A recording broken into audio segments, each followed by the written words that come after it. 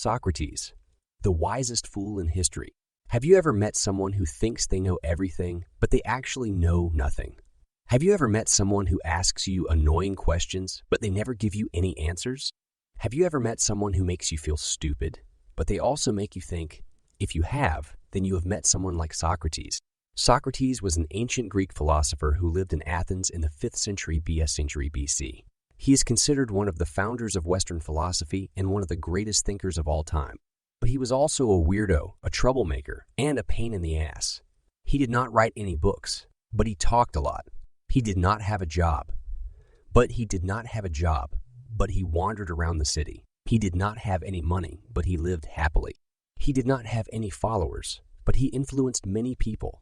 He did not have any enemies, but he made many enemies. He did not fear death, but he died for his beliefs. What made Socrates so special? What made him so wise? What made him so foolish? In this essay, I will try to answer these questions by exploring some of the main aspects of Socrates' life and thought.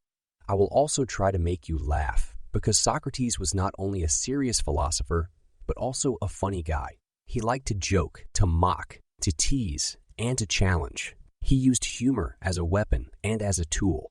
He used humor to expose the ignorance and hypocrisy of others, and to reveal the truth and wisdom of himself.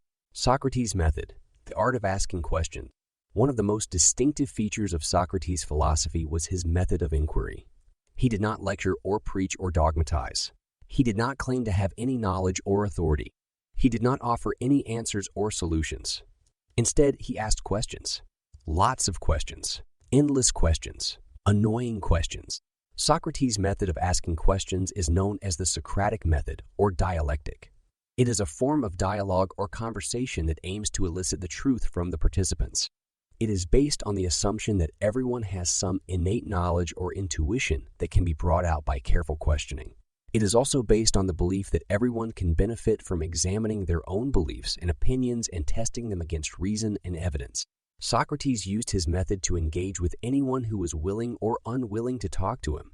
He approached politicians, poets, priests, generals, craftsmen, sophists, and ordinary citizens.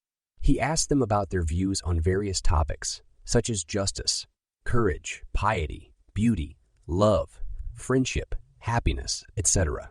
He pretended to be ignorant and curious and asked them to teach him what they knew. He praised them for their wisdom and expertise and flattered them for their reputation and status. But Socrates was not really interested in learning from them. He was interested in exposing their ignorance and inconsistency. He was interested in showing them that they did not know what they thought they knew. He was interested in making them doubt and question themselves. How did he do that? By asking more questions, by asking follow-up questions, by asking clarifying questions, by asking counterexamples, by asking hypothetical scenarios, by asking logical consequences, by asking paradoxes and dilemmas. Socrates' questions were like a sharp knife that cut through the layers of confusion and contradiction that covered the minds of his interlocutors. His questions were like a bright light that shone on the dark corners of ignorance and prejudice that hid in their souls. His questions were like a powerful magnet that attracted the hidden sparks of truth and wisdom that lay dormant in their hearts. Socrates' questions were also like a playful game that entertained and amused both him and his audience. His questions were like a witty joke that made everyone laugh and smile. His questions were like a clever trick that surprised and astonished everyone. Why? Because Socrates' questions challenged their beliefs and opinions. Because Socrates' questions exposed their ignorance and inconsistency. Because Socrates' questions undermined their authority and reputation. But not everyone enjoyed Socrates' questions. Some people found them irritating and frustrating. Some people found them threatening and dangerous. Some people found them insulting and offensive. Some people reacted by getting angry and defensive. Some people reacted by getting embarrassed and ashamed. Some people reacted by getting scared and hostile. They tried to avoid Socrates or silence him or get rid of him.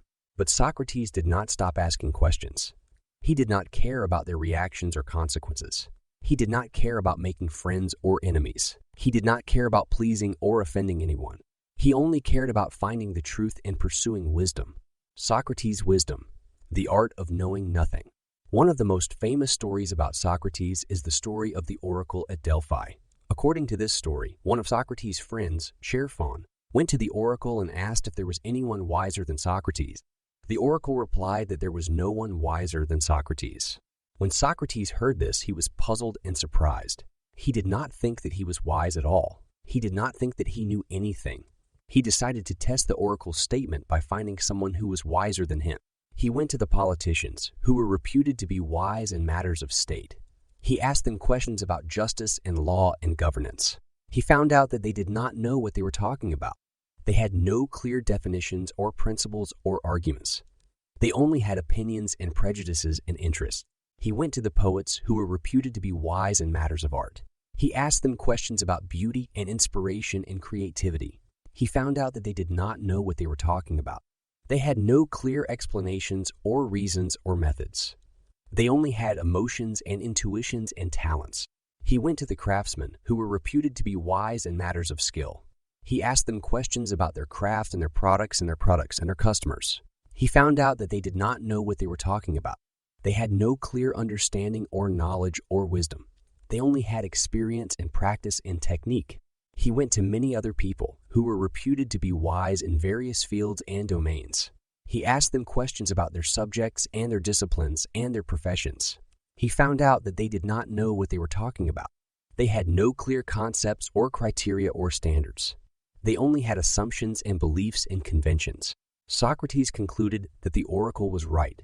He was wiser than all these people, not because he knew more than them, but because he knew less than them. He knew that he knew nothing, while they thought that they knew something when they did not. Socrates realized that his wisdom consisted in his awareness of his ignorance. He realized that his wisdom consisted in his willingness to admit his ignorance. He realized that his wisdom consisted in his desire to overcome his ignorance. Socrates realized that his wisdom was not a possession or a quality or a state.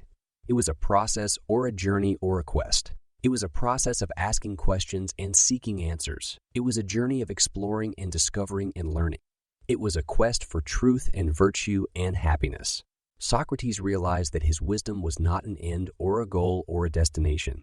It was a means or a tool or a path. It was a means of improving himself and others. It was a tool of educating himself and others. It was a path of living well and dying well. Socrates' virtue, the art of living well. Another distinctive feature of Socrates' philosophy was his ethics. He did not have a system or a theory or a doctrine of ethics. He did not have a set of rules or laws or commands of ethics. He did not have a list of virtues or values or goods of ethics. Instead, he had a vision or an ideal or a model of ethics. He had a vision of the good life for human beings. He had an ideal of human excellence or virtue, arity. He had a model of himself as an example of virtue. What is virtue? What is the good life? How can one achieve them? These are the questions that Socrates asked himself and others throughout his life. His answer was simple but profound. Virtue is knowledge, and the good life is the life of wisdom. Hello, I'm here to share with you some of the wisdom of Socrates, one of the greatest philosophers of all time. Socrates lived in ancient Athens, where he spent his days asking questions and challenging people to examine their own beliefs and actions. He did not write anything, but his words and deeds were recorded by his students, such as Plato and Xenophon. Socrates was not interested in giving answers, but in making people think for themselves. He believed that the unexamined life is not worth living, and that the only true wisdom is in knowing that you know nothing. Socrates was not a dogmatic or a moralistic teacher. He did not tell people what to do or what to believe. He did not claim to have any special knowledge or authority. He was humble, honest, and open-minded. He was also courageous, loyal, and principled. He was willing to die for his convictions, and he did. He was accused of impiety and corrupting the youth by some of his enemies who feared his influence and his criticism. He was put on trial and sentenced to death by drinking poison. He accepted his fate with dignity and grace, and he used his last moments to comfort his friends and to reflect on the meaning of life. Socrates was not a pessimist or a cynic. He was not a nihilist or a relativist. He was not a skeptic or a sophist.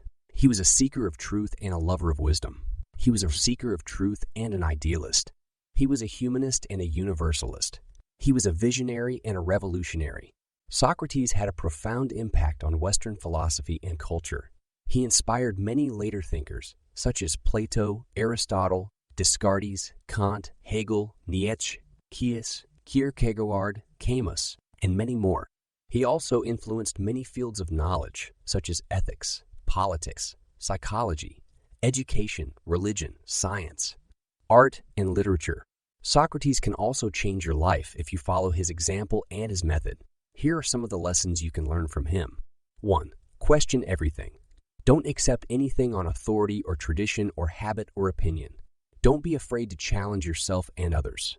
Don't be satisfied with superficial answers or vague explanations. Don't be deceived by appearances or rhetoric or sophistry. Seek the truth behind the words and the actions. 2. Know yourself. Don't pretend to be someone you are not or to know something you don't. Don't be arrogant or ignorant or hypocritical. Don't be complacent or indifferent or lazy. Be aware of your strengths and weaknesses, your virtues and vices, your passions and prejudices, your goals and values. 3. Improve yourself. Don't settle for mediocrity or conformity or stagnation. Don't be content with what you have or what you've done or what you've drawn or what you've received. Don't be afraid to change or to grow or to learn. Be curious and creative and ambitious. Be disciplined and diligent and persistent. 4. Care for others. Don't be selfish or greedy or cruel. Don't be indifferent or hostile or violent. Don't be envious or jealous or resentful. Be kind and generous and compassionate. Be respectful and tolerant and forgiving.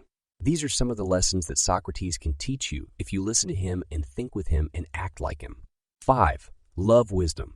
Don't be obsessed with money or fame or power or pleasure. Don't be distracted by trivialities or temptations or illusions.